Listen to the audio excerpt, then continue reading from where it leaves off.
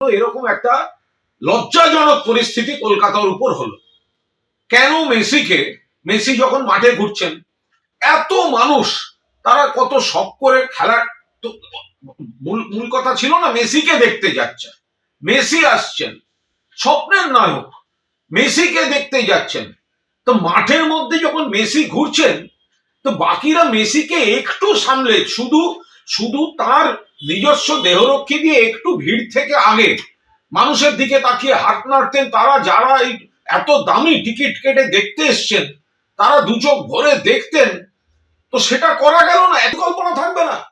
মাননীয় মুখ্যমন্ত্রী পৌঁছবার আগেই মেসিকে বেরিয়ে যেতে হচ্ছে। জল ছুঁড়েছেন কিছু দর্শক, জল ছোড়াটা হয়তো অন্যায়, উচিত নয়, আলাদা, বাট তাদের ক্ষোভটা কি করে অস্বীকার করবো?